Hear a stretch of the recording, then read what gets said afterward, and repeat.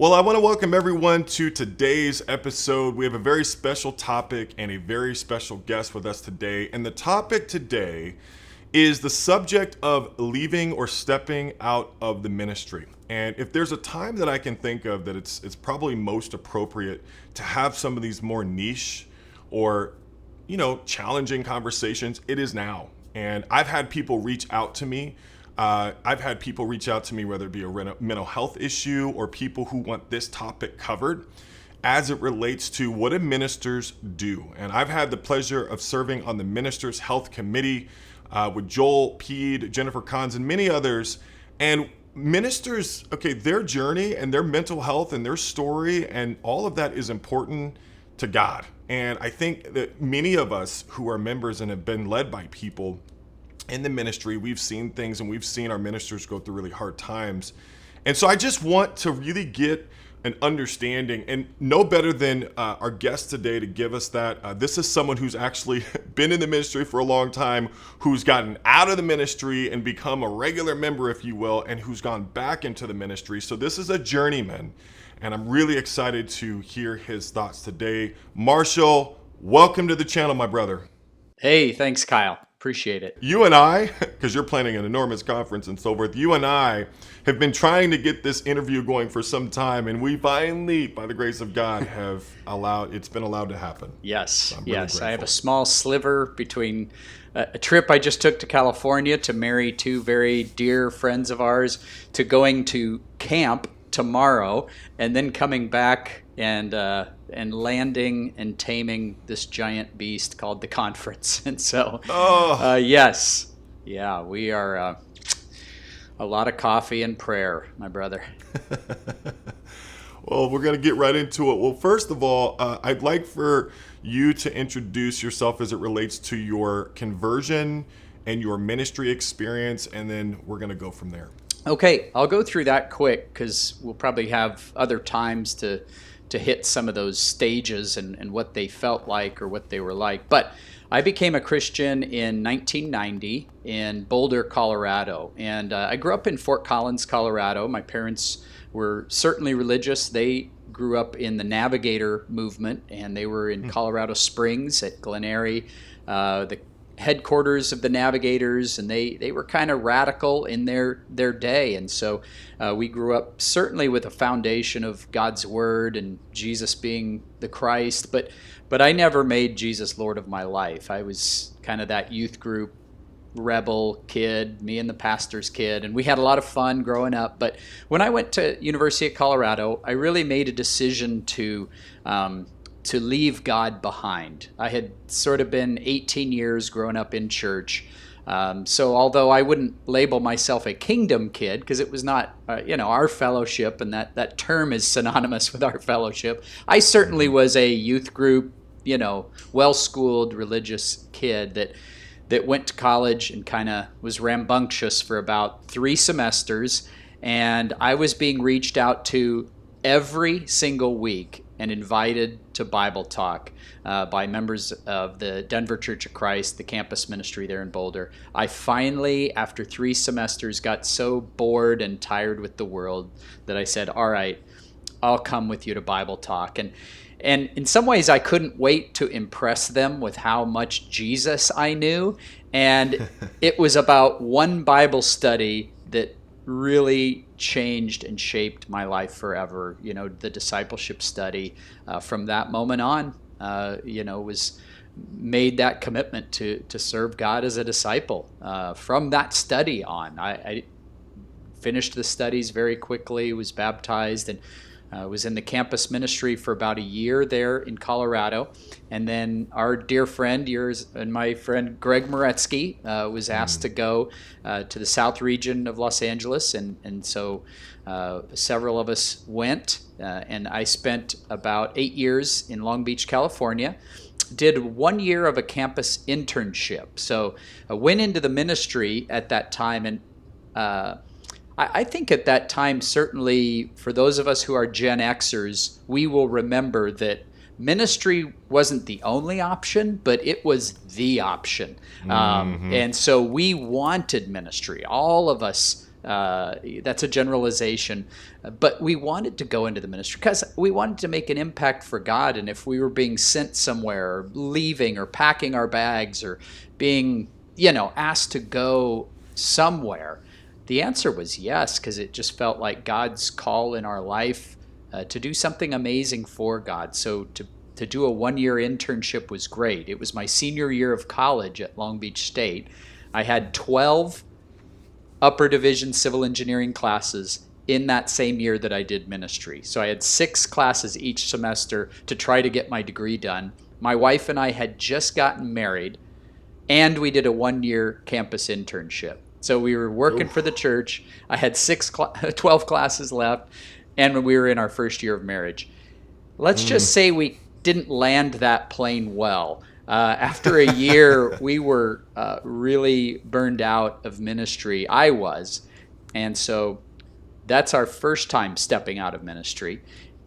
I did 4 years of structural engineering, and then we were asked to go back into the ministry by the Wadstroms, Jeff and Mary. And so we went back in the ministry, same ministry, Cal State Long Beach, and did that for about a year and a half. And then as they moved to the Middle East, we followed them and went to Beirut, Lebanon for about a year and a half, and then came back to Phoenix with the Silippos and had a great time there for 2 years.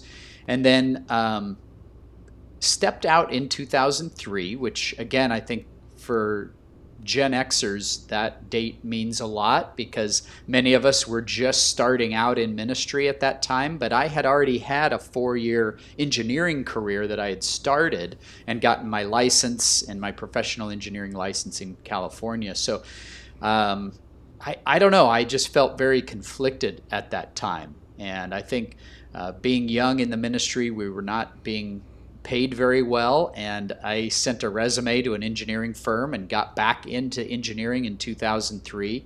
And then my old company offered to bring me back in California, and it was twice the salary that I left that company to go into the ministry. So I left to go into the ministry for 5 years, did no engineering, came back at double my salary. Now, that's not the case for everybody who left their career and did ministry. For many people, that really set them back in their career. I was very fortunate by the grace of God to come back and have a soft landing in engineering. And so my wife and I were in Orange County, California, and we were 9 years just members. I helped with the worship ministry. I was a family group leader, my wife and I. We had people into our home. Really, the kingdom was still our treasure, but I was doing structural engineering full time. And then began to feel pulled and called again in my mid-40s to go back into the ministry. And so in 2013, January 2013, we stepped back into the ministry in the singles ministry in Orange County. Did that for 4.5 years and then moved to Orlando 5 years ago. So this current stint is the 3rd time I've been in the full-time ministry, and it's been the longest lasting. It's 9 years going. Oh. And we'll see where it leads, after this conference. I'll keep my resume updated. What I want to do is I want to start with some of the pressures. We understand ministers getting out of the ministry for different reasons, but I actually want ministers and members for a moment to just hear, and ministers know, but members to hear about some of the pressures that ministers face today that are some of them internal and some of them are external. What would you say about that? I think in terms of pressure, I think that there is a biblical aspect to that. It really is unavoidable. And I think when you've done a secular career and a ministry career, you kind of realize that it's the same thing. You're going to feel pressure. Everybody feels pressure in their job. So much of it, I think, is internal. We put pressure on ourselves. Now, I do think there was a season where in our fellowship of churches, growth and, being successful, there was a lot of pressure. That season ended quite a while ago.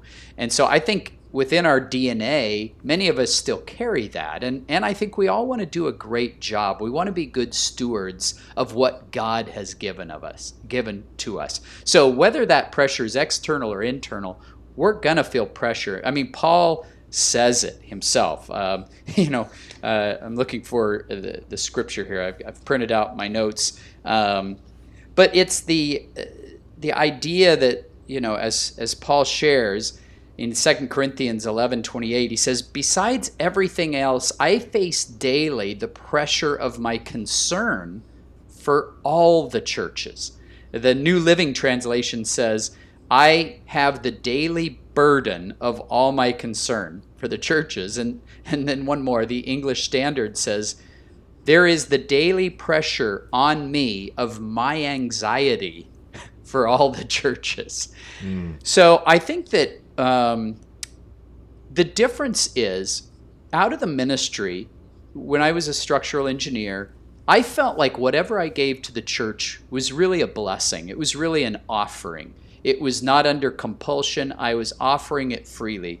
And so whatever I did was on my own accord. If Sean and I led a family group, we felt like we were a blessing to the church. If I brought my guitar and had worship rehearsal Thursday night and showed up to church 2 hours early and helped with the worship ministry, that was on my own accord, in addition to the career and raising my kids. And so I felt like a blessing to the church to be able to do those things. I think when you are in the ministry, it's different, because that then becomes a little bit part of your job description, and you're doing those things because it is your profession, it is your career. And I do think it is. It's all of the above. Is ministry a calling? Yes. Is it a vocation? Yes. Is it a job? Yes. Does it require skill, training, and God-given gifts? Yes. And I know that there is an argument to be made for a hybrid, kind of a minister, tent maker type thing. I still continue to consult in structural engineering, and I'm grateful to be able to do that. But I definitely have a full-time job doing ministry. It is a full-time job. And, I think of Paul because a lot of mileage tends to get used out of that tent maker verse. And let me just say, when Paul went to Corinth and spent time with Priscilla and Aquila, who were also tent makers, he helped and he began to work with them. The minute that the brothers arrived, Silas and Timothy from Macedonia, it says Paul devoted himself to full-time preaching. And so it is a biblical calling and right to make your living from the gospel. And even 1 Corinthians 9:13 through 14 talks about the way the Levites made their vocation from serving at the altar, so those who preach the gospel should make their vocation from the gospel. So it is a biblical vocation. I think the tent maker model does work, and there's merit in that, especially some of our smaller churches, mission plantings, where a congregation of 30 or 40 could not support a minister. It's an amazing gift to be able to be a tent maker and a minister, but this is a full-time job. And in terms of your original question, pressure, maybe this will be a quicker answer. Here's what I would say is the difference. When I stepped back into the ministry after all those years, after kind of a 10-year hiatus and wondering, could we still do this? The switch from being a blessing to the church to this being my job was made apparent in one situation, and it had to do with conflict. And there was a member of our church in the singles ministry who, was in his mid-40s and had a lot of deep-seated issues. And one of those was anger and control. And if he ever felt disrespected or slighted by anybody, it was right up in your face, almost to where, like, about 30 or 40 people in our singles, if they said, I almost got in a fight with, I could fill in the blank with this person's name. And that was who it was. Just very angry as a person. And even sisters, if a sister would slight him, a lot of anger, he would follow them to their car and confront them after midweek. So I would say the difference between ministry and not ministry is before I was in the ministry, there would be a part of me that says, that guy needs help, and I know who to call to help him. When I was in the ministry, immediately that became like I had to deal with that. That's me protecting my ministry, the sisters, the brothers. It became a conflict. It's messy. And I would say when you're a blessing to the church, you can avoid some of the messy. You know what I mean? Because some of this stuff is so challenging that it requires an elder or a trained minister or a deacon or an evangelist to really get in there and go after those situations. And so that's, to me, the biggest difference is ministry is all of the blessings that I said before, getting to worship, getting to preach, getting to minister to people, getting to help people become Christians. But we all do that as disciples. A full-time minister, there's so much messy that's assigned to them, and they're not always equipped. And so you wade into it, and you've got to go for it. You've got to try. You've got to get in there and confront. So ministry is much more about conflict and resolving some real difficult conflict issues. And that was where I felt for the first time in a long time what Paul talked about, that burning, that concern, that I can't escape this situation. I can't get away from this situation. It's robbing me of sleep. I feel true anxiety. I feel pressure for my concern about this situation. And again, I'm speaking for me personally. Maybe everybody's experience is very different. But I would say that's the difference between being a blessing to the church and working my secular career, and then being in the ministry, is there was a different internal pressure of this is my responsibility. Yeah, and speaking a little bit more specifically about some of those ministry pressures, I would say in the last 15 years, there are certain pressures that are exacerbated that I would say even 10, 15 years ago were not nearly as overwhelming as they are now. So for example, because of the pandemic, a question for a lot of ministers now is, what counts as a member? Yeah. Right? You're looking at your church, and we used to kind of know what a member was. Now it's like, well, wait a minute, is someone who gives online or someone who attends in person?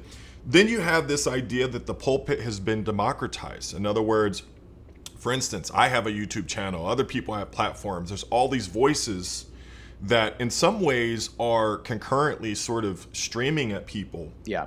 Then there's historical hurt. There's a lot of ministers who go into the ministry, or they were there around when a lot of hurt occurred. Maybe they were or weren't responsible for it, but now they have people who aren't healing, who are stuck.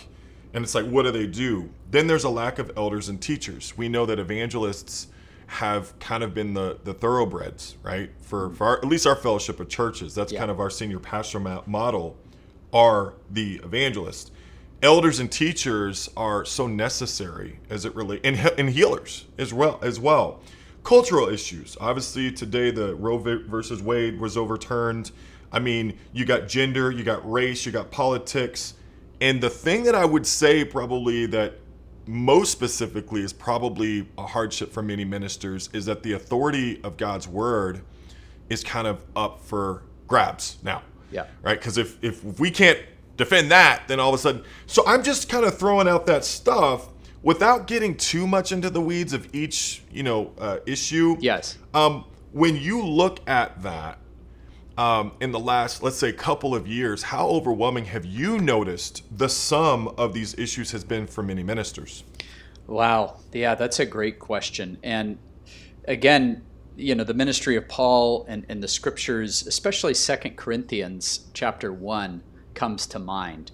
And one of the most misinterpreted passages is 1 Corinthians 10:13. Isn't that the one where it says, God, he will not let you be tempted beyond what you can bear?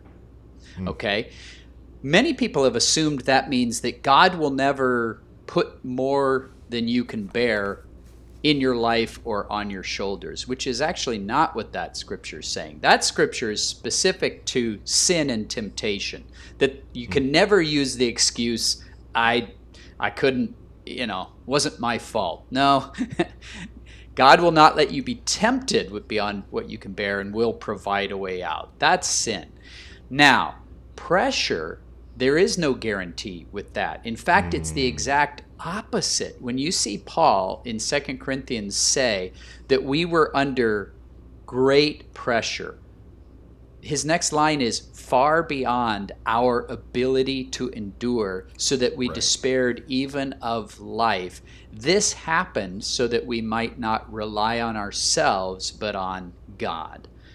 And so the thing about ministry is you have to be a very self-motivated person. It's not,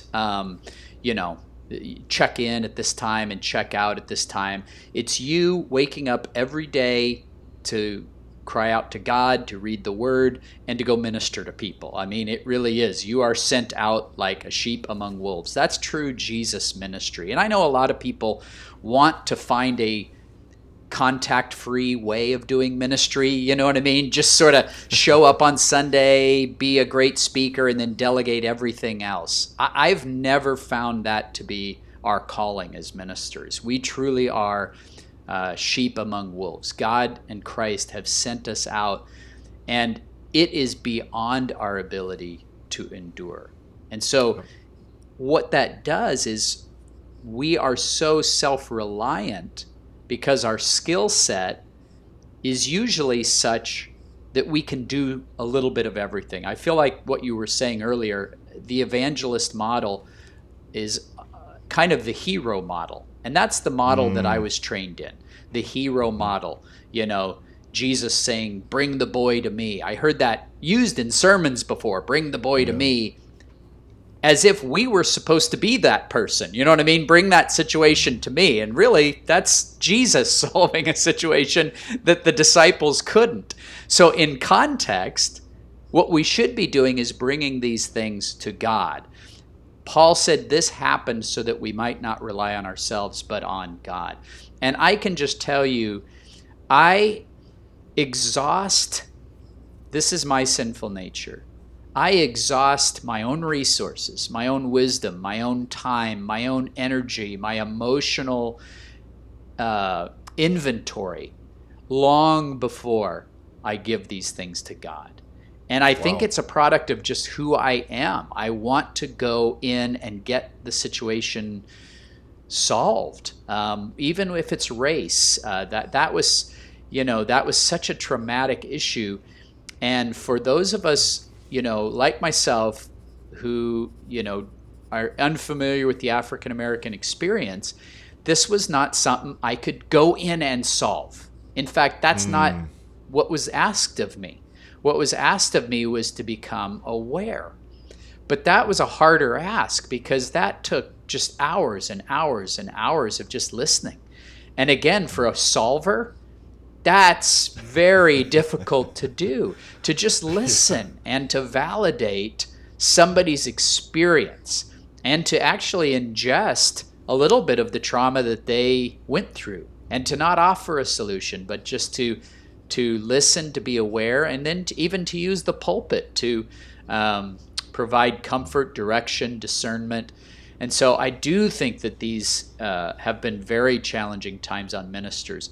But I would say in 2003, when I got out of the ministry, it was, of course, during the Henry Crete time, the upheaval time. And for me, I was close enough to my engineering career that I could pick it back up. And what I wanted to do was to go back to being a blessing to the church, rather than be the minister, the guy in everyone's crosshairs.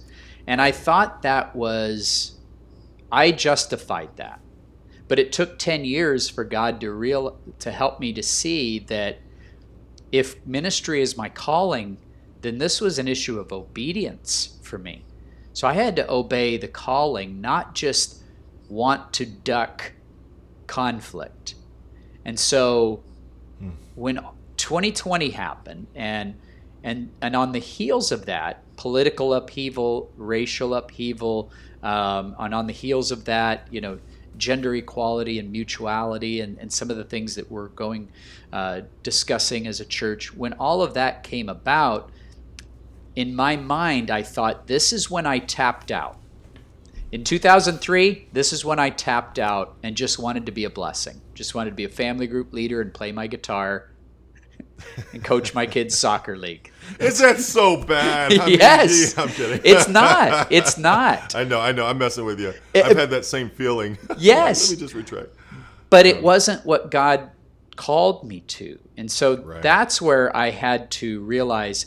And what's interesting is I do feel like ministry is my created intent. So when I sort of did my running from that created intent, God didn't make it work for me. And I think God frustrated me, not through anything, it's not like he cursed me, but I was making great money. We had nothing to show for it. We actually were in debt. We had done a remodel on our house, and I had added a second story, and then the housing market crashed. And so for 10 years, I was making the best money I've ever made, had nothing to show for it at the end of that, and had also allowed my heart to grow so hard. And that's one of the things I'll share about being out of ministry, is why I think it's so difficult to transition from ministry to Christian in a church. Absolutely. Let me just commercial break for a moment. Before we get into the observations about coming out of the ministry that are very powerful, you made a comment about the hero model. I really like what you shared about that. In fact, for our audience, I want you to know next week, and I'm not sure when it'll be released, but next week I've got Andy Fleming joining the channel, and we're going to be talking from his doctoral research. He really kind of what Marshall just talked about as it relates to sort of that evangelist-centric model versus a Christ-centric model. And there is a difference when you build a church based off of, like you were saying, Marshall, a whole bunch of evangelists and just a lot of pressure that can be put on that versus a more sustainable model. And so Andy Fleming, who has done incredible research on the church growth within our fellowship, he's also going to be sharing some of his research findings from that as well. But it's very important that I think, Marshall, kind of what you're doing, and you're going to kind of mentor the next generation, is it's important to help people to understand that there are limitations to a role, right? It's not just that this is it's kind of like the closet you throw everything in, especially when you've got a guest coming in, and it's like, okay, fine, here's the closet that we put everything in. And sometimes I feel like the evangelist is kind of that closet that we throw everything in, or that role that we put everything on, and it's too much. Yeah. So anyway, I'm really looking forward to getting into that with Andy. He's going to go a little bit more into detail about that. But I'm really glad you brought that up. Well, let me just say that before you go to commercial. The part of it is my own, it's my pride, but it's also I don't understand the role of an evangelist truly, because it's woven into the charge to Timothy to be an evangelist, which is what? Discharge all the duties of your ministry. I never got that memo. And part of it is, there's an interesting proverb that says laziness ends in slave labor. Yep. So part of me is lazy, and I would rather do it all myself and pridefully do it all right according to me, rather than discharge something, train somebody, and follow up with them. So that's my own misunderstanding of actually what an evangelist truly is. And so I'm learning in that. I am actually growing in that. And I think I was never in a situation until now that I couldn't, quote, get away with it. You know what I mean? In the past, I could talent my way out of things. I'm not in that situation now. And it's such a prideful model. It's such a self-glorified model that as I'm repenting, I'm actually glorying in discharging now, like watching somebody else do something. And I think that's an issue with Gen Xers is it took us so long to actually gain responsibility from the generation before us that The minute we got it, we just ran with it and wanted to do everything. Computer, PowerPoint, setup, get there early, play guitar, be the last one to leave. So we're doing too much. We need to be trained to do what an evangelist should be doing, which is discharging, training. So it's actually, I'm in a place now where I'm loving the team that we've built and glorying in that. My idea doesn't have to win the day. In fact, it's dangerous and silly if it always does. So I'm changing. I'm repenting. I'm at a place now where I have to rely on people, and it's so new for me. It sounds stupid, and for most people, they're like, yeah, that's intuitive. It's not for me. And part of it too, Kyle, is because I was out of the ministry for so long, I want to make sure everybody knows I work hard. Isn't that silly? Because I was, so, I worked so hard as an engineer that I want to make sure everybody knows their minister's working hard. So I am so flawed. I feel like God's grace has been exhausted on me. I hope there's enough for the rest of the world because he's used a lot on me. There is. I appreciate your humility, and I think it, for me, you feel very relatable. And this next question, which is what was it like getting out of the ministry, I think I want to give you just a moment. In preparing for this, there were several observations that you wrote down that I'm really looking forward to you fleshing out. So what was it like? And you can, maybe there were certain times where you got out of the ministry where you learned this. And then maybe the second time you learned this. And maybe the third time you learned this, whatever it may be. What was it like getting out of the ministry? Yeah, I would say that the time that I got out in Phoenix after really a good go of 5 years of ministry and then kind of changing cities, changing roles, going to Orange County and just kind of being a member because no one knew us there. I mean, we moved in and nobody knew us. They didn't know Sean and Marshall, campus ministers. Sean and Marshall went on a mission team to Beirut. Sean and Marshall leading the Scottsdale region in Phoenix. They just knew us as a move-in who he's an engineer and they have a baby girl. That's it. That's all they knew of us. So I would say that's the main getting out of the ministry story for us. And what I would say about this is at the end of the day, we all have a sinful nature. And I love Authentic Manhood, that series. I'm really high on it. Men's Fraternity, Series 33, Authentic Manhood. It goes by many names. The third volume is called A Man and His Traps, A Man and His Idols. And it talks about some of the core idols of men. And it says, control, comfort, and significance are some of the core idols that are deep down in all of our hearts, and they come out in various ways. And what I would say to that is sometimes in ministry, the ministry actually can feed, whether you know it or not, a core idol that's inside of you. So if your core idol is significance, there's something about walking into a room of 300 people and you're the guy that's preaching and teaching, or a conference, or you're the speaker, or everybody needs to kind of run that by you. If significance is your core idol, you are going to feel like God is, and in your mind you're thinking God has gifted me, this is my strength, my skill set, but it also could be your core idol that's just masked and being fulfilled by ministry. Control. Gosh, if control is your core idol, then I would say that's the behind the scenes things, the staff meetings, the decisions, the who's doing what, who's on first, what series are we going to do, and your contribution really means something. You contribute and you're a person of influence that can influence the whole church. And again, God is going to use that. God's not shocked that any of these things are woven into our sinful nature. He can even use those things. Paul says, some preach out of rivalry, some out of selfish ambition, but Christ is preached. God is so patient with us.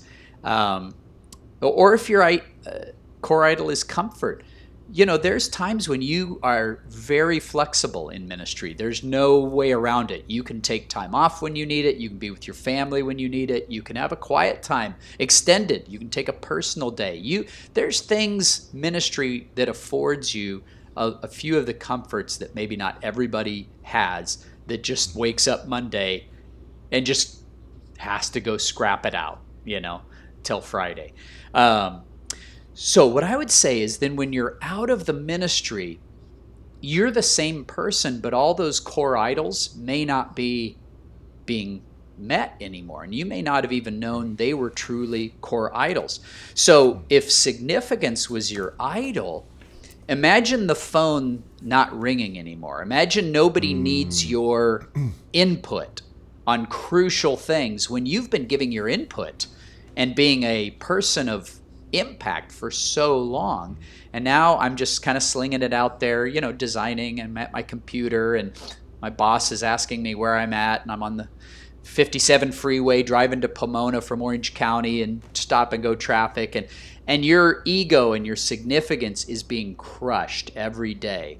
And I would say that's when you begin to struggle. That's when, old sins, purity, some of these things start to kind of rear their head again, because you used to get significance and control and influence and other things in other places in ministry, and now those voids are there. God's more just exposing who you are as a person. So I would say ministry training continues when you're working your secular career. I think people have to do, I would encourage everybody, if they're going to do ministry, to figure out, can they even just be a Christian and do a secular career? And so, that a lot of these things were gone now. And so it's also easy to be critical, because before, people asked, what do you think? How should we do this? Now what they're saying is, in a sense, and I'm guilty of this, we've already done the thinking. We've already workshopped this. We've already landed. What we're really asking for is your buy-in. We really just want you to get on board and see it the way we see it. And if that part of your brain that did ministry for years, it's hard to shut that thing off. So the minute I hear the plan, I'm thinking of all the flaws and all the what ifs and all that they didn't think of that, and how inconsiderate, and what about this? Why? Because I used to be a part of all those discussions. Now, had I been a part of that, all those concerns probably would have been raised and gotten fleshed out, and we would have sort of landed on a place, and I would have felt good about it because I went on that journey. I was asked. When I'm not being asked to go on that journey anymore, and there's something to be said about members and engagement and feedback and et cetera, but there's also something to be said for the staff can make a decision and I can be supportive of it. That has to happen. And so that's challenging, to just be that member whose brain is constantly thinking about ministry, and the flies in the ointment. I have a very close relationship with our lead evangelist, Tim. Very, very close. And, it's great because I was recognized as a teacher. He's an evangelist, and he has a heart to grow shepherds or elders in our church. And so, it's not just about him. It's not just about me. Literally, we've got a vision, and we pray the Holy Spirit continues to put things in our heart where we want to grow a mature community. Yes. Rarely do you find churches that are mature. Yeah. That's really the need of the hour, are mature churches. And so to have maturity, you've got to have people who have low ego. Yeah. I think it's hard to find. Yeah. I mean, because at some point, and I'm not saying that as an evangelist, at the end of the day, the Sermon on the Mount is the best set of character traits to have, the Sermon on the Mount, period. That being said, you do have to have a little bit of a forehead of flint. You think about Ezekiel 3, 8, and 9. God hardened Ezekiel's will, but he didn't harden his heart. Yes. Yep. And what I'm hearing you say is that, yes, you need to have a forehead of flint if you're going to make it. Because people have opinions and they come at you, like you were saying with Kevin Maines, which I have heard amazing things about him. I wish I had a chance to meet him. Anyway, But that's not an excuse to harden our heart. Yeah. And become critical and cynical and fold our arms and be mistrustful and say little snide comments and, sow seeds of distrust behind that minister's back, which I work very hard to have Tim's back because I know it's hard. And I'm going to really put myself out there. I don't want the job. Right. I'm not an evangelist. Right. I am more of a teacher and a healer. I am not an evangelist. And I'll be honest, if something happened and we have more ministers who don't want to be in ministry, who are they going to turn to? Sure. They're going to turn to guys like me. And then all of a sudden they're going to call my bluff. I'm Yeah. kidding. But in a way, it's like, yeah, I really don't want that. Yes. And I'm not geared for that. So I want to make sure that I build up and strengthen people who are called and feel good about being an evangelist. Right. Yes. I don't want their job. Yes. Yep. Yep. Okay, real quick. So you say that one of the biggest lessons is when someone is in the pew. Why do you say that? Why do you believe that being in a pew for a minister is such helpful teaching for them? Well, I think again, to lead others, you have to know what it's like to be led and what motivates people.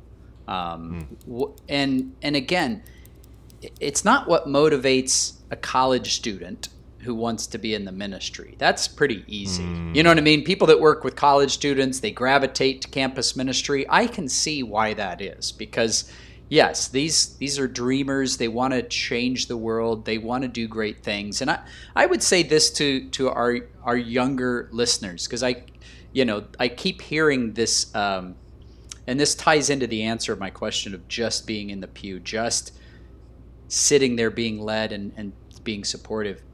I had a lot of great dreams for ministry, and I hear that from a lot of our young people. And the thing that I keep hearing is we want a voice. We want a voice. We want to be part of the conversation. We want to be considered. We want our ideas. We want to be solicited, employed, to be heard. And I think all of that is good. And if you're right, like as a mature leader, you're going to be listening to people and engaging and leveraging their talents, gifts, and abilities in the church in a positive way. I'm so impressed with Tony Fernandez and Cassandra and what they're doing in Broward, just south of me for 2-3 hours south. I went and preached there. In the pre-meeting, which is in their back little green room there, I was by 20 years the oldest person in that meeting. The funny thing, the aha moment for me was that Tony Fernandez was the next oldest person. And Tony is young. He's in his 30s and just starting his family and leading the church there in Broward. And then everyone else was younger than Tony that was ushering, running the cameras, doing, everything, worship included. And the elders and deacons and other evangelists there in Broward are all about it. And so I was very, very impressed and very convicted. But what I would say is this: there is a Joseph arc. Joseph, to me, is such a great character study because here's a man full of God-given dreams. He didn't ask for these dreams. God put them on his heart. But as he communicated those dreams, it was very off-putting to his family and his brothers. And the Proverbs say honor is not befitting a fool. And the problem is that he was a product of his dad's spoiling him and sparing him from work. And so he didn't have the character that he needed to fulfill the dreams that God had. And so God took him away from his father's house and his family and sat him in Egypt and worked the worst jobs imaginable for 13 years before he actually ascended to become manager of Egypt to prepare for the famine. And then it would be another 7 years of preparation. That's 20 years. And then the famine was so bad that it took 2 years for Jacob to send his family. So it was a 22-year gap between dream and fulfillment. And you see a different Joseph. You see his character change. You see it being about God and saving lives and a plan. And Whereas as a young kid, it was all about, I'm going to be this great person. I want a voice. I want, I want to be an influential person. 22 years later, it was like, I just want to help save people. I really do want to make a difference. And so for me, it was sitting there, in a sense, being insignificant for years and years and years and years. It was that Joseph arc from being this young campus guy with great dreams to the first time we came out of ministry after doing a year of campus internship, and the ministry grew, by the way. Remember that time I told you we were working, I had 12 more classes to complete. We had just gotten married, and our ministry grew from like 20 to 50 in that year in the campus ministry. Yeah, at Long Beach City College. And some of those people are still faithful, which to this day is amazing to me, and it's awesome. A testimony, again, to God's grace. But the first job that we were given when we were taken out of the ministry is, could you bake the communion bread and get it there early and fill up all the cups and put the bread in the little trays? So we went from being trained in the LA campus ministry, growing a ministry, being a person, speaking at conferences, playing guitar, doing all this stuff, to now my wife and I would come early. We would unload all those golden communion trays, put in the little plastic cups, fill them up, bake the bread. That was our job. And for me, it was part of that Joseph arc. I needed to just be a Christian for years and years and years and years to figure that part of it out, and to work on my character and to work on my idols, and to kind of just let God sift me for a while before taking on true spiritual responsibility. As we get ready to bring this into a little bit of a focus here, as we get ready to close, I have a couple questions, and I'm really kind of excited about asking you some of these. One of which is, like, the practical advice that you would give people who are considering getting out of ministry, stepping away from the ministry. And the reason why I really want to be a little bit more specific with this one is that sometimes I feel like, and I've never been in the full-time ministry. I've served as an intern. Obviously, I've been recognized as a teacher. What I'm doing right now is ministry. I'm more of that sort of, one of the guys who's non-traditional ministry. But one of the things that I feel like is kind of like this culture of like this covenant. And once you go into the ministry, it's kind of like, hey, you're in the ministry, and to get out, I would almost say maybe in some ways it's perceived as you failed or you quit. In other words, is there a clean way to transition, or, is there kind of a subculture? Not that it's out there and Sure, anyone's really being shamed, but like, is it really okay if you want to get out of the ministry? Like, you know what I mean? Like, is it okay? Or is there kind of a, well, we don't really have enough as there is, and, why do you want to get out? Do you want to go make more? Like, what is it really like when a minister is faced with getting out?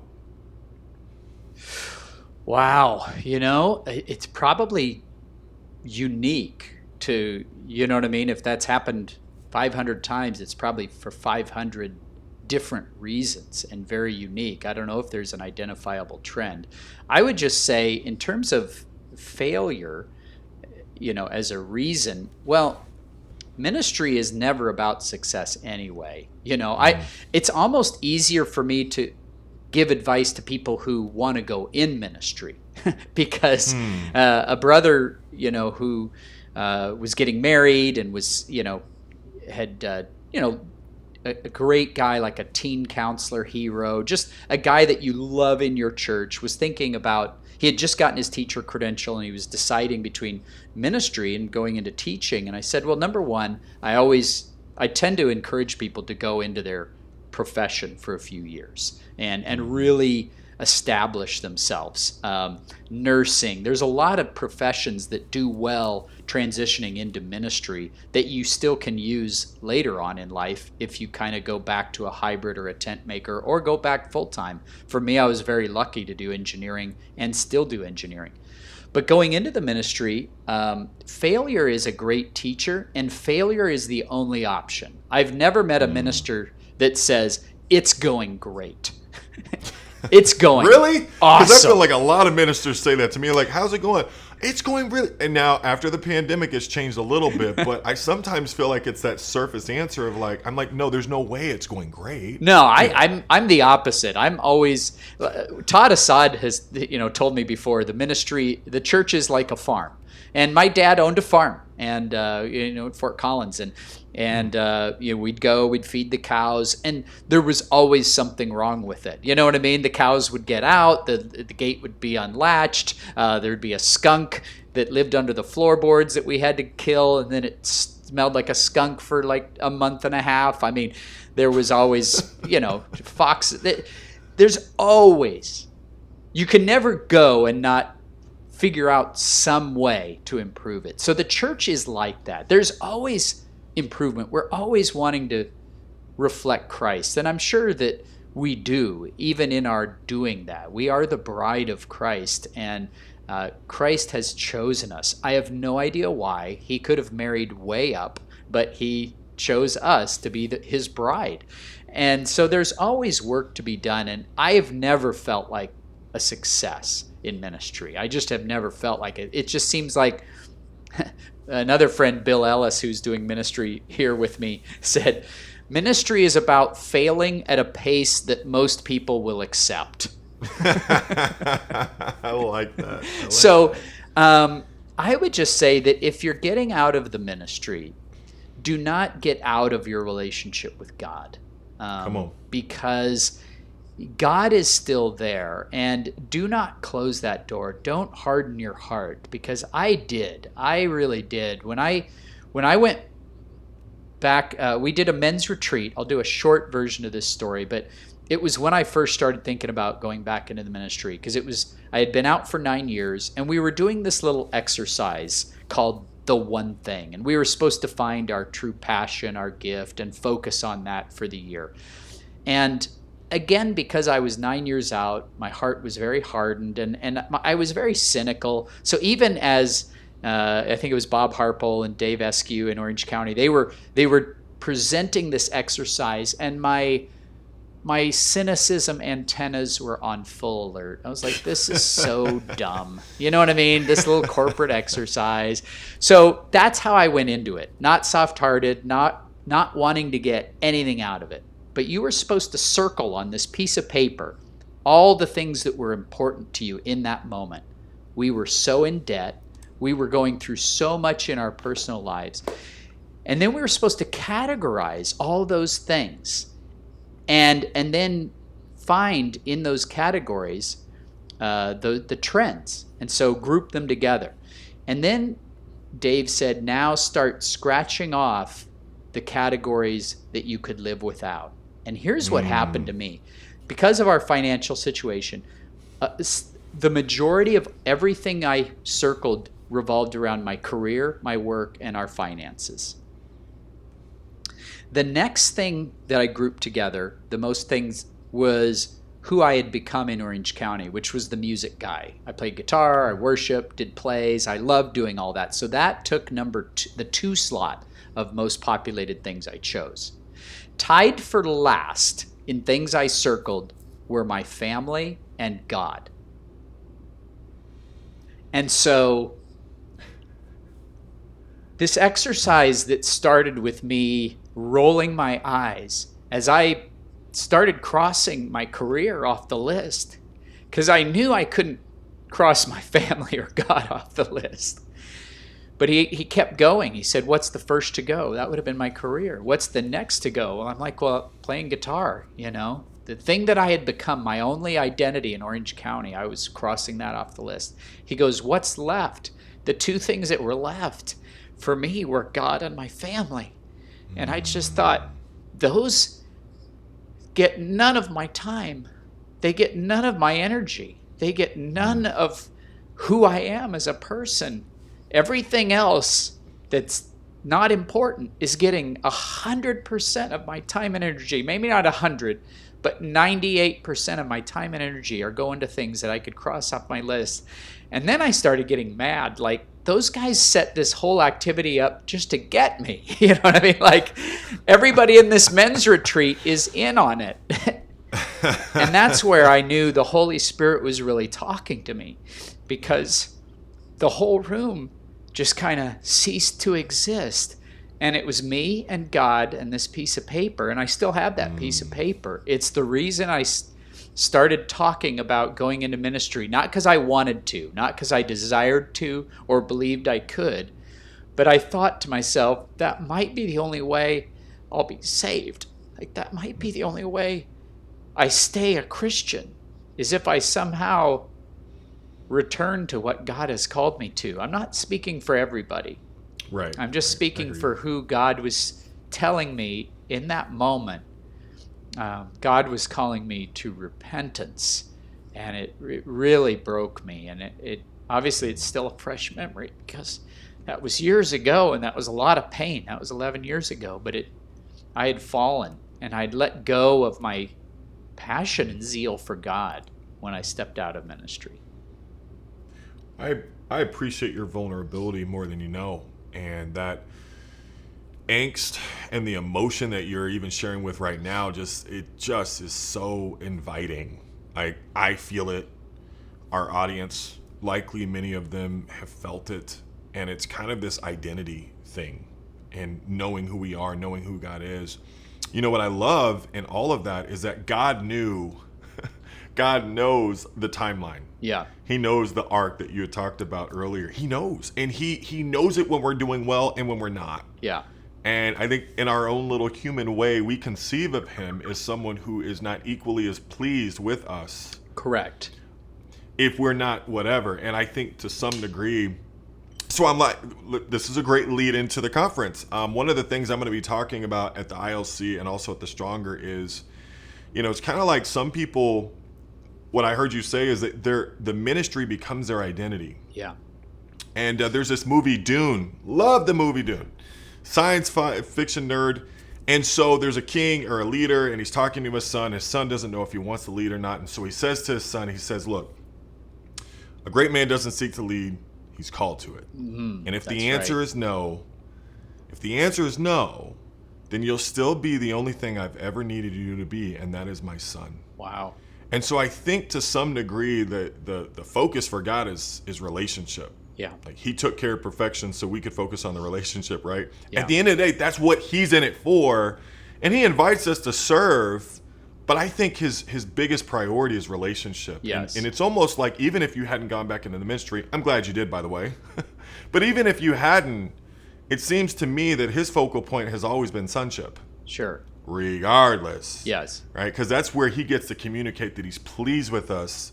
And the more we can accept that God is pleased with us, the less likely we are to invite idols into our hearts. Correct. That when God is pleased with us, it's intoxicating. Yeah. And so anyway, I just really appreciate your vulnerability. You are humble. You are real. You are honest. And, if people are thinking about getting out of the ministry, I think for me, I say this to everyone who's contemplating whatever it is, that the grass isn't greener on the other side. The grass is greener where you water it.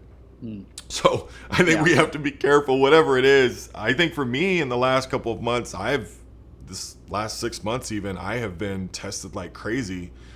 But I come back to what you had talked about, which is, gosh, God has given me a way to really love people through ministry. And I have to be careful not to attach my identity to the outcome. Correct. That's a faith killer. Yeah. Because as soon as the outcome isn't there, then it's like, what is this all for? Right? Sure. Yes. So I think you've covered it all. And I resonate so much of what you said, I resonate with. Yeah. Bless you. Amen. Well, yeah. And I think that's one of the lessons I keep having to learn, even with this conference is, we are partners with God, but it is his. And I think for me, even the conference was again about stewarding a responsibility that God gave me and wanting to do a great job with it and wanting everybody to be happy and wanting everybody to be satisfied and fulfilled and good value and man, have I under-delivered on all of those things, But I tell people this has been a group project, and I feel like I've turned in all my assignments on time, and God has not turned in any of his assignments. Like, the only thing I had him doing was not allowing the entire earth to go through a pandemic, a crazy upheaval, political, social unrest, wars, rumors of wars, famines, earthquakes, darkness. Like, I can't figure out why he's not coming my way on these issues. You know what I mean? So it's a group project that our team is doing with God, and almost nothing about what we are doing is under our control. And so I would be lying if I would tell you that that's been easy. It's been really hard, and it's been hard to not feel disappointed, in what God could have done differently. Now, again, it's all about surrender, and it is his. These are his people. It's his church. It's his conference. It's his. But he's given me stewardship over the planning and the logistics of it. And so I don't know. I feel like I'm in real time, growth mode right now, and it's going to be 6 months to years afterwards that I finally kind of figure out and process it all. Does that make sense? Oh, it does. This conference, and we'll end with this in terms of the invitation. I know I'll be at the conference, I'll be at the ILC and the Stronger conference. It's gonna. I mean, when I think of all that goes into a conference, now that I am sort of behind the scenes with different things, or even different things that I've been planning and so forth, it is a lot, and the scale is enormous. There are some virtual options, but I don't know. For me, I'm like, why not go? I'm really looking forward to seeing people. I definitely think the last couple of years has disconnected, like being able to lay eyes on people. Yes. And I want to be around people. I want to see people I haven't seen in a decade. And who knows how often these things will come around from now on. You know what I mean? Like this is a privilege. And if there's anything I've learned, man, you can't take anything for granted. Well, and I would just say this. Brian Santos, I'm going to steal an analogy from him. I grew up 4 brothers, 3 brothers, myself, my little sister. We all had our own rooms because my dad just kept adding rooms onto the house with another kid being born, So in Fort Collins, we all had our own room. And we all got to do whatever we wanted in our room, you know what I mean? Mine, of course, was Star Wars, the original, New Hope, nice. Episodes 4, 5, and 6. So, posters on the wall, Lamborghinis, etc. Then my brother Monty, his whole, Depeche Mode, The Cure, he was kind of the emo room. And then my brother Miles was just all sports. My brother Mitch, it was all bikes, and recreation and camping and outdoors. And then my sister was just, pink, of course. Finally, they had a girl. All of our rooms expressed our individuality. But when we would come to the dinner table, we were a family. And that's when we were the same, and we would just laugh. And all of us had gone through the same schools, had the same teachers, or were experiencing life the same way. And our meals together, dinner every night, were just crazy. You know what I mean? Just all about laughing and just kind of getting through life together. But in our rooms, we were our own self. And that's what that's what 2020, 2021 has been like. We've been in our own rooms expressing our individuality, and that's okay. I mean, God has gifted us in passions, in unique experiences.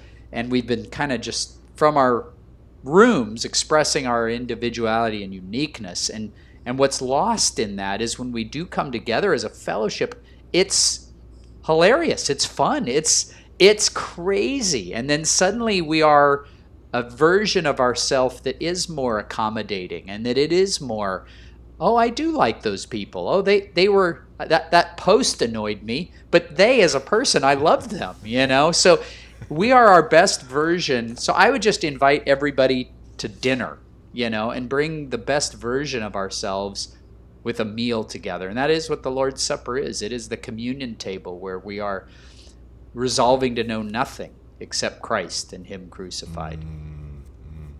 Well, it's been an honor and a pleasure to have you on. The thing is that you are unbelievably busy. So to get an hour plus of your time, it really means a lot to me, Marshall. And we've been through a lot trying to get this interview going, everything going on with the conference. It's made it tough, but you've made the time. And, people, love and time go together. When people give you their time, that's a high form of love, because you never, ever, ever get that back. So thank you for your time today. I'm going to tell you what I tell all my guests. And I really, really mean it, that we are with you and God is for you, my brother. Well, if you have been with us through this entire video, I want to thank you. I also want to let you know I have been listening. I'm going to be posting quite a few stuff on the Patreon page. I've got an interview, like I said, coming up with Andy Fleming. I had an interview with David Young on cancel culture. I have another one with Dr. Felucio as it relates to gaslighting and religious scrupulosity. Now, some of you guys asked as it relates to the gender roles and so forth like that, so I have been hard at work there as well. I have Steve and Lisa Johnson, and then we're going to do a video with them and Ed and Deb Anton. And so you have the egalitarian, or the mutuality, and then the complementarian. And so we're going to really get into the emotional. I know a lot of people have looked at the exegesis of different things, but I think we really need to pay attention to the emotional side of things. So I've got that coming up. And then you guys asked for it. You guys asked for an interview with Henry Crete. What I'm going to be doing is I'm going to be doing an interview with Marilyn. I had a chance to talk with her this week. And I think what I'm going to be doing is going to Kelowna, Canada, and doing a short documentary on Marilyn. I think Henry will be in it some, but he has a lot of health challenges and so forth like that. And I, as a trauma-informed person, want to be very respectful. But Marilyn has a new book coming out. I'm looking forward to getting into that about. And guys, I have a lot more in store that's coming. Stay tuned. Take care.